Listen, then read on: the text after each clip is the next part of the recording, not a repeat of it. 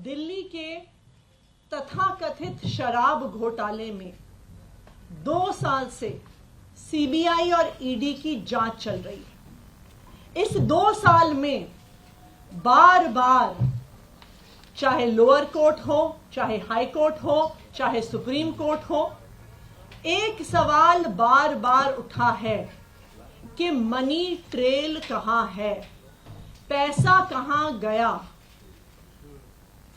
ऐसा कहा गया कि शराब कारोबारियों को मुनाफा पहुंचा, बहुत ज्यादा मुनाफा पहुंचा, लेकिन अगर उन्हें मुनाफा पहुंचा तो उन्होंने किसको रिश्वत दी, उन्होंने किसको पैसे दिए?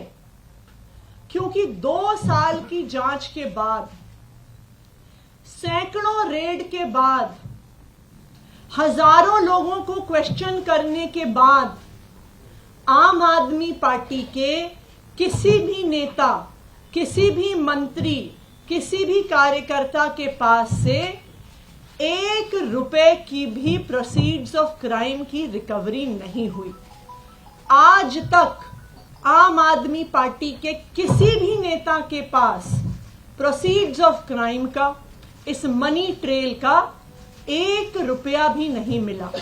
और ये सवाल बार बार सुप्रीम कोर्ट ने भी कोर्ट में पूछा और अपने आदेश में भी लिखा कि मनी ट्रेल कहां है। अरविंद केजरीवाल जी को 2 दिन पहले इसी तथाकथित शराब घोटाले के तहत गिरफ्तार किया गया। अरविंद केजरीवाल जी की गिरफ्तारी सिर्फ एक व्यक्ति के बयान के आधार पर है। यह व्यक्ति कौन है? इस व्यक्ति का नाम है शरत चंद्र रेड्डी। शरत चंद्र रेड्डी औरोबिंदो फार्मा करके एक बहुत बड़ी दवाइयां बनाने की कंपनियों के मालिक हैं। इनके पास कई और कंपनियां भी हैं, जिसमें से 2 प्रमुख कंपनियां हैं, एपीएल हेल्थकेयर और यूजिया फार्मा। शरत चंद्र रेड्डी जी को भी दिल्ली की एक्साइज पॉलिसी में शराब के कुछ दुकानें मिली, उनको कुछ जोन मिले। शरत चंद्र रेड्डी को 9 नवंबर 2022 को क्वेश्चनिंग के लिए बुलाया गया और शरत चंद्र रेड्डी ने साफ साफ कह दिया, बुलाया गया और शरत चंद्र रेड्डी ने साफ साफ कह दिया कि मैं कभी अरविंद केजरीवाल से मिला नहीं, मेरी उनसे कोई बात नहीं हुई, मेरा आम आदमी पार्टी से कोई लेन देन नहीं है। जैसे ही उन्होंने कहा कि मैं अरविंद केजरीवाल से मिला नहीं, उनको तुरंत अगले दिन ईडी द्वारा गिरफ्तार कर लिया गया।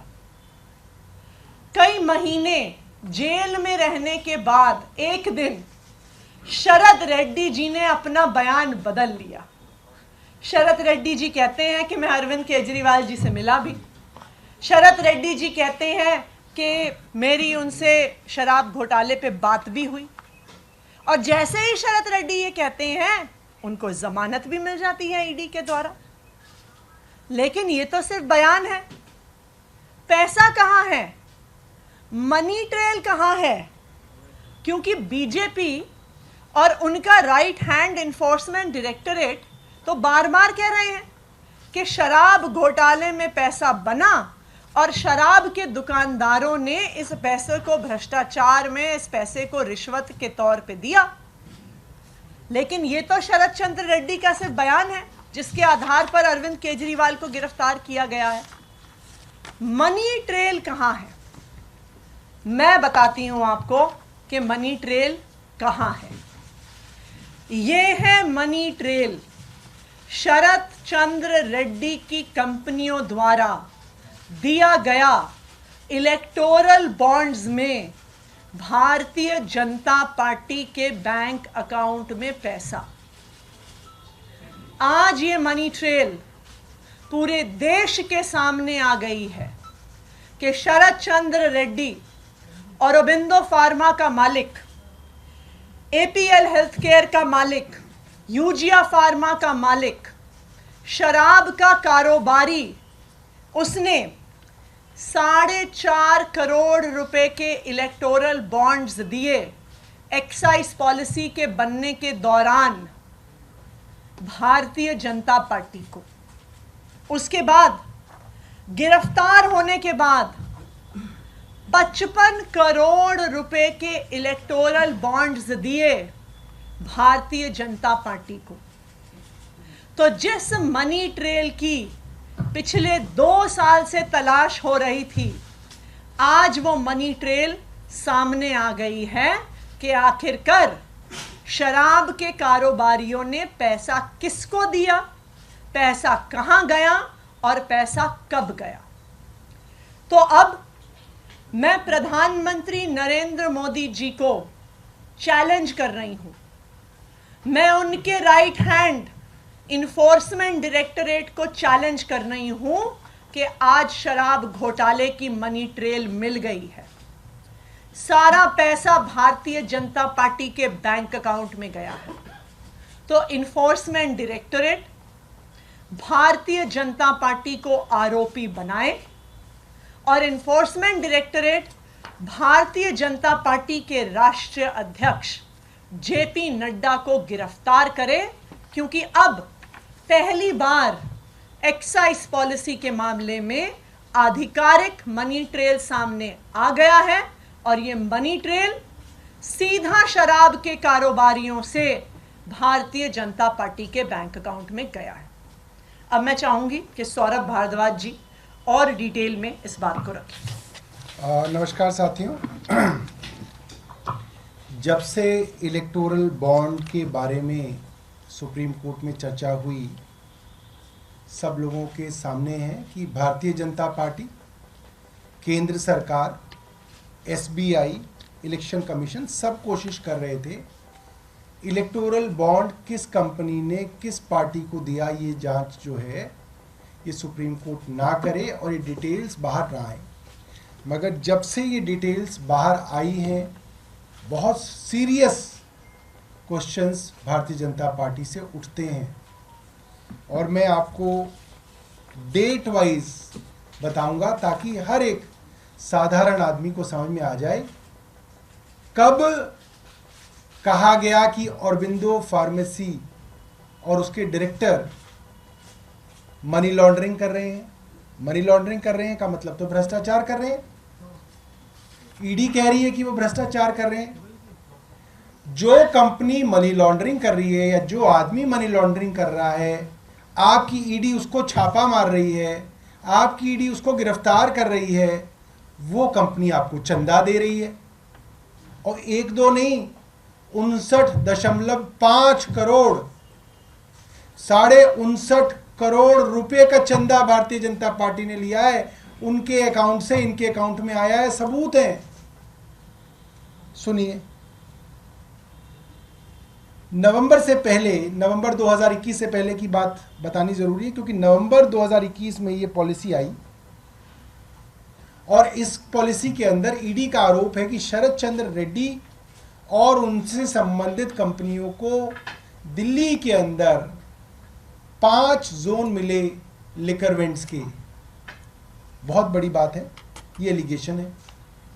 ये पॉलिसी नवंबर 2021 में आई। तो जब ये पॉलिसी चल रही थी उस दौरान, यानी कि 5 जनवरी 2022 को ये पॉलिसी उस वक्त रन कर रही थी, इनके पास 5 जोन थे। उस दौरान ऑरोबिंदो फार्मा ने 3 करोड़ के बॉन्ड खरीदे और उसके कुछ दिनों में बीजेपी ने वो बॉन्ड इनकैश करा लिए। अभी सबूत आ गए हैं कि भारतीय जनता पार्टी ने ये पैसा ले लिया है। उसके कुछ दिनों बाद जुलाई में ऑरोबिंदो फार्मा ने 1.5 करोड़ रुपए के बॉन्ड खरीदे। जुलाई 2022 में ही बीजेपी ने वो बॉन्ड इनकैश करा लिए। ऑरोबिंदो फार्मा का पैसा आ गया। अभी तक ऑरोबिंदो फार्मा के ऊपर कोई मुकदमा नहीं चला है, ठीक है। अब इसके बाद आते हैं नवंबर में। अब आपको मालूम ही है कि जुलाई के अंदर ये पॉलिसी 2022 में वापस आ गई। सरकार ने वो पॉलिसी वापस ले ली और ये बात होने लगी, सब जगह मुकदमे दर्ज होने लगे। सीबीआई के मुकदमे दर्ज हो गया कि ये जो कंपनियां हैं ये अब रडार में हैं, इनके ऊपर जांच चल रही है। अब आप सुनिए कि 9 नवंबर को 2022 ईडी शरद चंद्र रेड्डी को बुलाती है।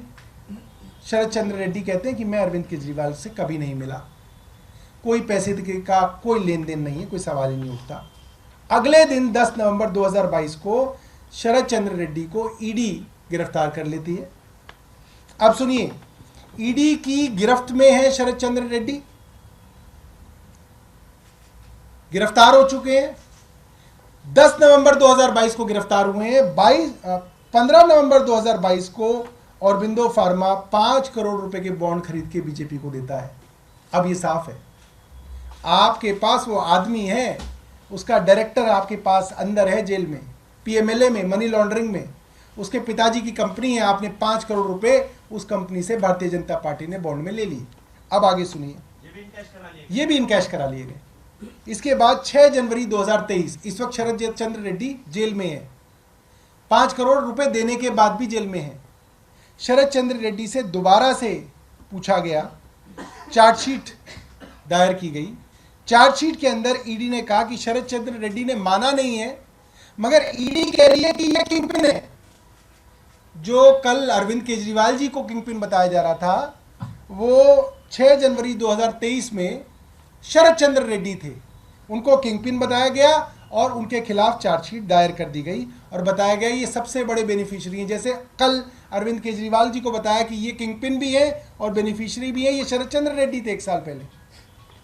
अब फिर जनवरी 2020 में जब इनकी बेल की सुनवाई शरद चंद्र रेड्डी की हो रही थी, अभी वो जेल में ही हैं, तो उन्होंने ईडी पे आरोप लगाया कि ईडी के लोग उनके ऊपर फोर्स का इस्तेमाल करके, बल का इस्तेमाल करके उनसे झूठी स्टेटमेंट लेना चाहते हैं और उनके एम्प्लॉयज़ को भी डराया धमकाया जा रहा है। ये हमारा नहीं, शरद चंद्र रेड्डी का अपनी बेल के अंदर स्टेटमेंट है कि मुझको दबाव डाला जा रहा है कि जो ईडी कह रही है प्री डिक्टेटेड स्टेटमेंट मैं दूं। ये जनवरी 20, 2023 की बात है। अब 6 महीने बीतते हैं, आदमी जेल के अंदर सड़ रहा है, करोड़पति बाप का बेटा, कई बड़ी बड़ी कंपनियों का मालिक जेल में चक्की पीसेंगे। अप्रैल आ गया, अप्रैल के अंदर अब आप देखिए क्या होता है। अप्रैल के अंदर करीब 6 महीने बाद शरद चंद्र रेड्डी स्टेटमेंट दे देते हैं कि हाँ मैंने 100 करोड़ रुपए दिए। 6 महीने बाद, कई बार स्टेटमेंट देने के बाद ये उन्होंने स्टेटमेंट दी। उसके बाद मई में ये मामला हाई कोर्ट जाता है। अब उन्होंने जो ईडी उनके ऊपर दबाव डाल रही थी कहने के लिए, जो कि उन्होंने ही बताया, वो उन्होंने आखिरकार कह दिया। उन्होंने ये बात आखिरकार कह दी अप्रैल 2023 में। अब मई आ गया, मई में उनकी एप्लीकेशन अब हाई कोर्ट के अंदर लगी कि मेरी पीठ में बहुत दर्द चल रहा है। ईडी ने कहा हाँ साहब इनके पीठ में बहुत दर्द है, लिहाजा इनको बेल दे दी जाए। पीठ में दर्द पे हमारे यहाँ ऑफिस से छुट्टी नहीं मिलती, ईडी ने इन्हें बेल दे दी। मिलती है किसी को पीठ में दर्द पे ऑफिस से छुट्टी? आप सब कैमरामैन हैं, सब लोग हैं, पत्रकार यहाँ पे, कौन एडिटर देता होगा? ईडी ने इनको बेल दे दी 8 मई 2023 को। और जैसे ही बेल मिली, पंछी आजाद हुआ। 2 जून 2023 को कहा गया सरकारी गवाह बने शरद चंद्र रेड्डी, मतलब सरकार की शरण में आ गए। अब जब शरण में आ गए तो जैसे जो भी शरण में आता है फिर वो प्रसाद चढ़ाना पड़ता है। फिर आप प्रसाद की कहानी सुनिए। जून 2023 में शरद चंद्र रेड्डी अप्रूवर बन जाते हैं और नवंबर 2023 में जब सरकार को पता है कि ये मनी लॉन्ड्रिंग का आरोपी है, इसने तथाकथित तौर पे 100 करोड़ रुपए की रिश्वत दी, ये जेल में था, उस आदमी से उसकी कंपनियों के थ्रू 3 कंपनी जिनके नाम आतिशी ने बताए। पहली कंपनी औरबिंदो फार्मा और उसकी 2 सब्सिडीज से 50 करोड़ रुपया भारतीय जनता पार्टी ने लिया। 50 करोड़ रुपया छोटा मोटा नहीं है कि कोई 50,000 रुपए डाल गया प्लीज ले लो। 50 करोड़ रुपए के electoral bond Bharatiya Janata party ने शरद चंद्र रेड्डी की कंपनियों से लिए। अब क्या हुआ? ये तो क्योंकि छुपा हुआ था, किसी को पता ही नहीं चलना था किससे कौन क्या ले रहा है किसी को बताना नहीं था। कानून बना दिया था देश में कि कौन सी कंपनी किससे पैसा ले रही है, कौन सी कंपनी किस पार्टी को पैसा दे रही है। ये कानून है देश का कि ये किसी को नहीं बताया जाएगा। सुप्रीम कोर्ट ने एक पिटीशन को डिसाइड किया और आर्म ट्विस्ट करके, हाथ मरोड़ के केंद्र सरकार की ये लिस्ट जो है डलवाई। ये लिस्ट डलती है 21 मार्च 2024 परसों शाम को 6:30 बजे, 7 बजे ईडी अरविंद केजरीवाल जी के घर में, 9 बजे अरविंद केजरीवाल जी गिरफ्तार। ये चल रहा है आज इस देश के अंदर। क्यों चल रहा है ये सब समझते हैं, क्योंकि कल 21 तारीख को भारतीय जनता पार्टी की पोल खुल गई। अब ये तो भारतीय जनता पार्टी वाले ही ये पाठ हमें इतने दिनों से पढ़ा रहे हैं मीडिया वालों को कि अगर पैसा पॉलिटिकल पार्टी के पास आ जाए तो वो भी आरोपी बनती है। ये तो भारतीय जनता पार्टी के ही सारे के सारे जो है प्रवक्ता हमें 1 साल से समझा रहे हैं। संबित पात्रा जी, वो जो है भाटिया जी, एडवोकेट साहब, स्मृति ईरानी जी, तो अब आतिशी जी ने बता दिया। 59.5 करोड़ रुपया इन कंपनियों से भारतीय जनता पार्टी को मिला है। स्टेट बैंक ऑफ इंडिया ने बताया है, इलेक्शन कमीशन की वेबसाइट पे पड़ा है, कोई सबूत की जरूरत नहीं है। जिसमें 55 करोड़ रुपया वो है जब वो आरोपी बन गया था, जब भारतीय जनता पार्टी की केंद्र सरकार को पता चल गया था और पूरी दुनिया को पता चल गया था कि वो मनी लॉन्ड्रिंग का आरोपी है। उसके बाद भी इन्होंने उससे 55 करोड़ रुपए ले लिया। तो जैसा कि आतिशी जी ने कहा, इस मामले में क्योंकि मनी ट्रेल सीधे तौर पे भारतीय जनता पार्टी में जा रही है, प्रोसीड्स ऑफ क्राइम सीधा सीधा भारतीय जनता पार्टी तक पहुंच रहा है, लिहाजा भारतीय जनता पार्टी को इसी केस में आरोपी बनाना चाहिए। और जिस तरह से अरविंद केजरीवाल जी को गिरफ्तार किया गया, क्या कहा है कि भाई जिस पार्टी को फायदा मिला उसके एक कन्वीनर है। तो अब भारतीय जनता पार्टी को फायदा मिला, उसके कन्वीनर कौन है आप जानते हैं। उनको भी भाई ईडी जो है उनकी भी सेवा करे, सिर्फ अरविंद केजरीवाल जी की नहीं। तो ईडी से ये है कि ईडी जाए और भारतीय जनता पार्टी के जो प्रेसिडेंट हैं जेपी नड्डा जी, उनसे पूछताछ करे, और अगर पूछताछ में वो सहयोग नहीं करते तो उनको भी गिरफ्तार किया जाए और भारतीय जनता पार्टी को आरोपी बनाया जाए।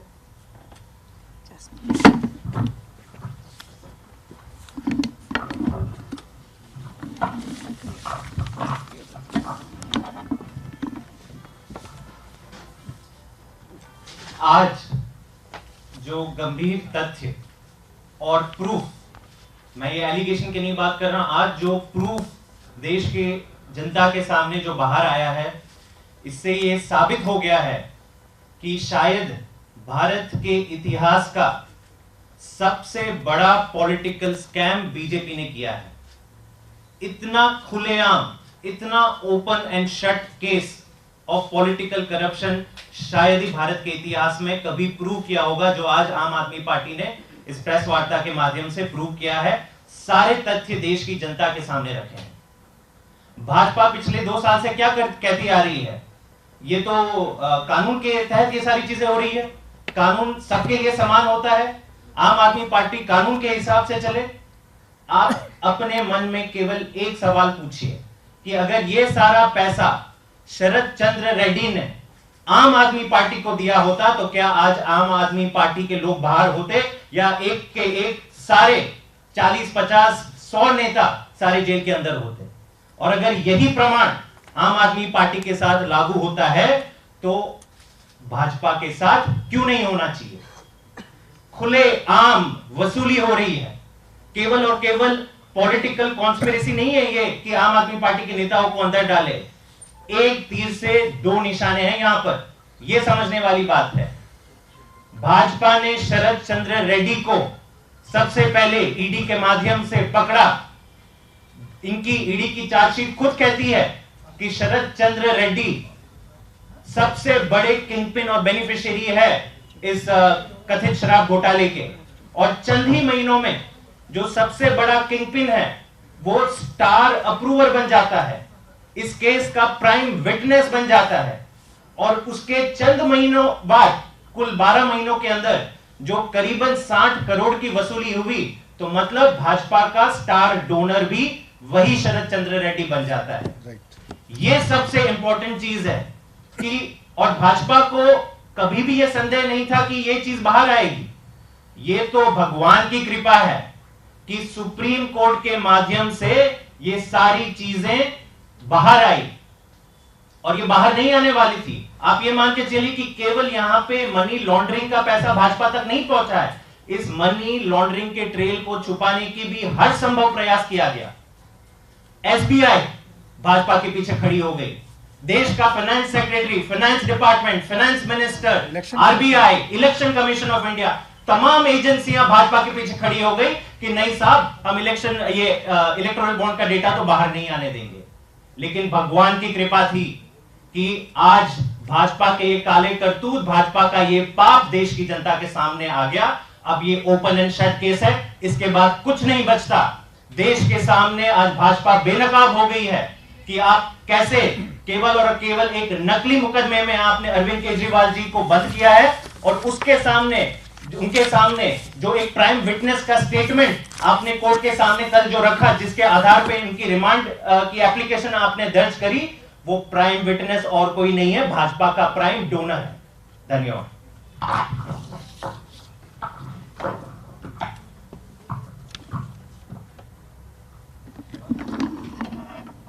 सभी पत्रकार साथियों को नमस्कार।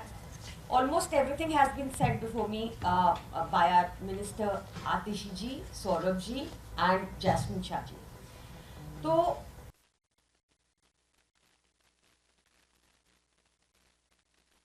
मार्ली पर एक चवन्नी की रिकवरी कहीं नहीं मिली, एंड जैसा आपको पहले भी बताया गया, proceeds of are the main constituent in a PMLA case, जो हमारे केस में कहीं भी नहीं था।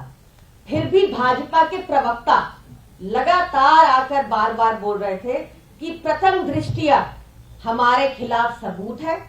बार बार आकर बोल रहे थे कि एक साउथ लॉबी है जिसको दिया गया।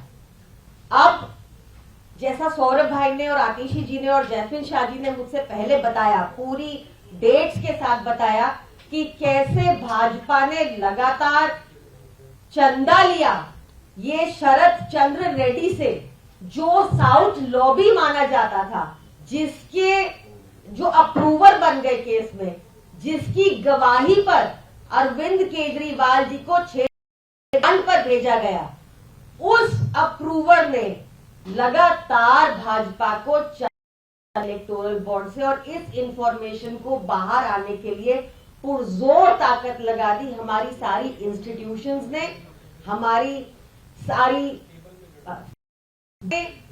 और कि कहा कि इन सारे इलेक्टोरल बॉन्ड्स की इंफॉर्मेशन को सार्वजनिक करना होगा, जो रिसेंटली हुआ, जो अभी भी पूरी तरह से नहीं आया। 2019 के पहले वाला डाटा आज तक मिसिंग है।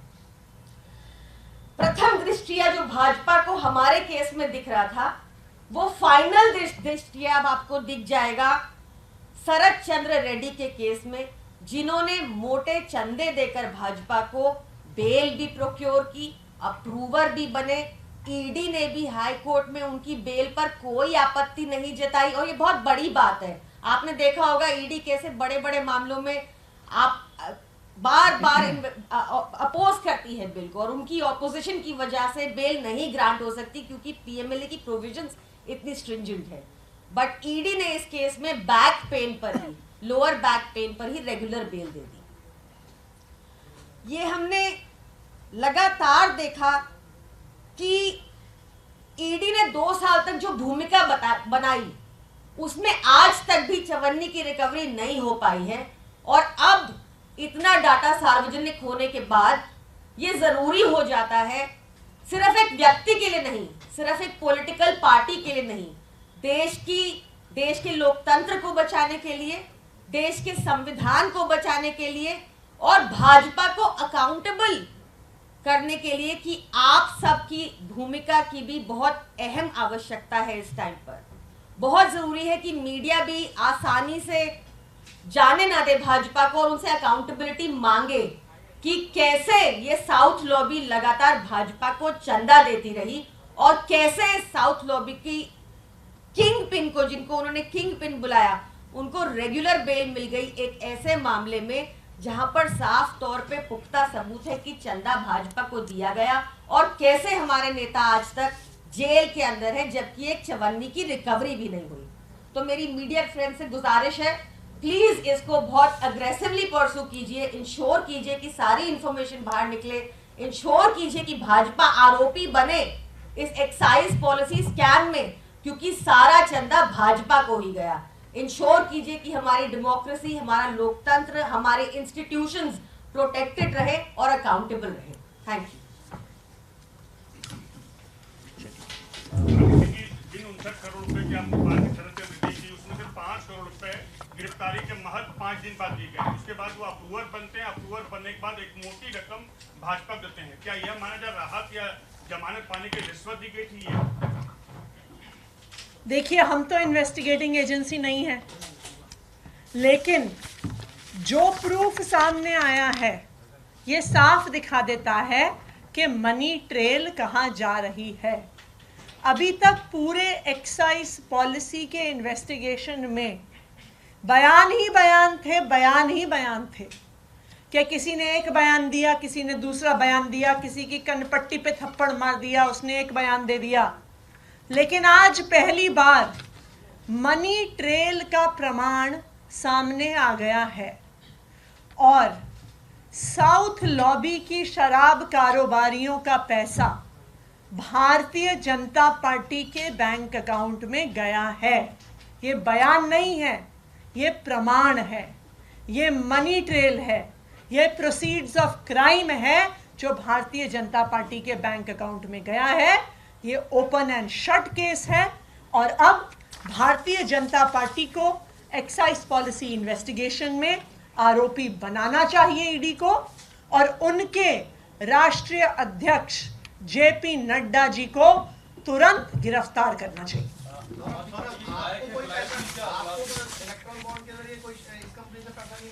शरद चंद्र रेड्डी सर,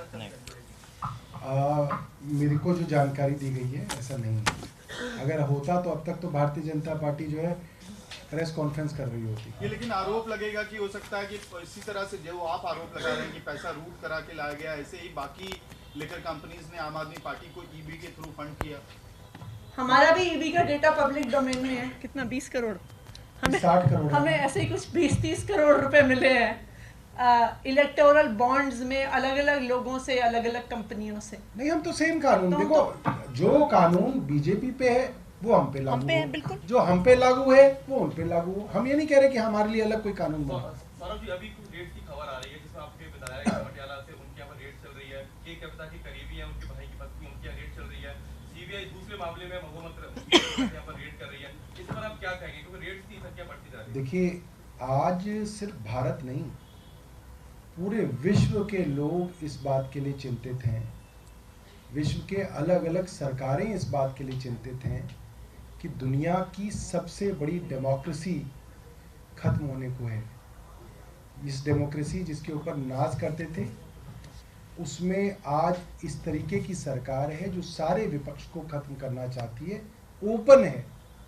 और जैसे किसी और देश के अंदर जब विपक्ष पे हमला होता है और डेमोक्रेसी खत्म होने की बातें आती हैं तो भारत को चिंता होती थी, इसी तरीके से आज पूरे विश्व को जो है हिंदुस्तान की डेमोक्रेसी के लिए चिंता है। जर्मनी से भी स्टेटमेंट आया है इसके। जर्मनी से भी स्टेटमेंट आया है। कई बड़े बड़े अखबार, इंटरनेशनल न्यूज़पेपर्स, वॉशिंगटन पोस्ट है, फाइनेंशियल टाइम्स है, इकोनॉमिस्ट है, न्यूयॉर्क टाइम्स है, कई बड़े बड़े अखबार हैं जिनके अंदर ये चिंता जो है जाहिर हो रही है कि हिंदुस्तान की जो प्रजातंत्र की व्यवस्था थी वो आज बड़े सवालिया निशान उस पर खड़े हैं।